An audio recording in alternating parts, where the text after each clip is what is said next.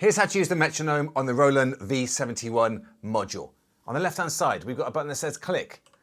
That takes you into the click tempo screen. This is the volume knob on the left-hand side. And to start and stop it, we simply press the F6 button here. So you can hear, we've got an old school TikTok metronome. Most people want a different sound. So let's talk about that. You can see at the moment at the top, we're selecting the tempo, so I can speed up and slow down using that. And if I go to the right, I can change the amount of beats in the bar. We'll leave it as 4. What we're after is the sound. What I'm going to press is I'm going to press the setup button. And once I press the setup button, you can see that I'm into this screen here where I can choose the different sounds. If I go down to sound, it says metronome. If I turn that to the right, you can see we've got all these different sounds, beeps, claves, cowbells, all sorts. Or I can use the plus and the minus. And I'm going to go and choose the guy shouting at us, the counting. 2, 3, 4. 1, 2, Underneath, 3, I've got a level 4, meter, so I can add a bit of 2, decibels or take 3, some away. 4, We don't need to do that, and I can pan it 3, left 4, 1, or 2, right.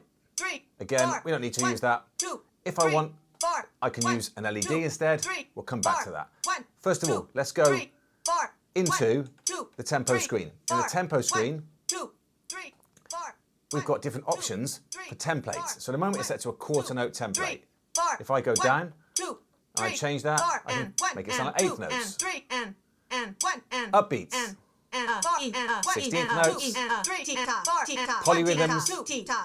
I've got eighth note triplets. Or I can go and make my own variations of that. All I do is I press the down key. In here, I go along to whichever one I want to change. In this case, we're going to change eighth notes, and I'm going to slowly turn that volume up or back down. Maybe I want the E and the R's louder.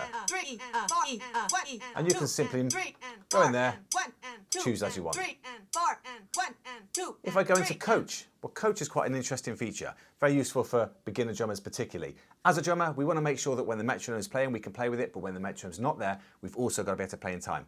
This is for that. What it does is on the left-hand side, here you can see that I've got measure and quiet. Well, I'm going to get it to basically play the metronome for 4 measures, but one of them is going to be quiet. So I can have none of them quiet, one of them quiet, 2 of them quiet. In this case, we're going to know 1. If I press start, there's the first bar, there's the second bar, here's the third bar, and it's going to go quiet for a bar. And what it's going to do is it's going to assess my playing, so when I come back in there, it's going to give me a score.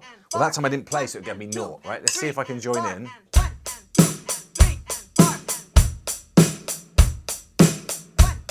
Oh, I got 100, right? Bit of luck.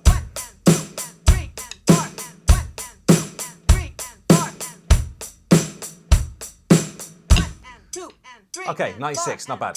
So, great way of assessing, and is in here, you can obviously go in and change the tempo, you can change the amount of measures you want to do.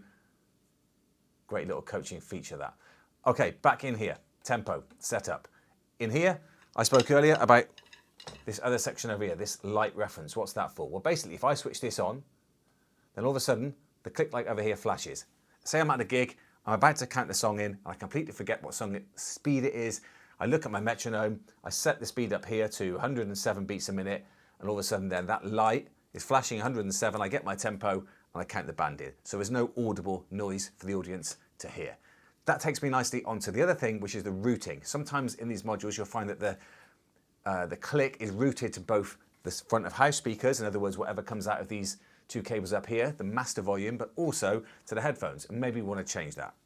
So what I do is I go and press the setup button up here. Inside here, I go and choose the outputs, and I press enter to select this.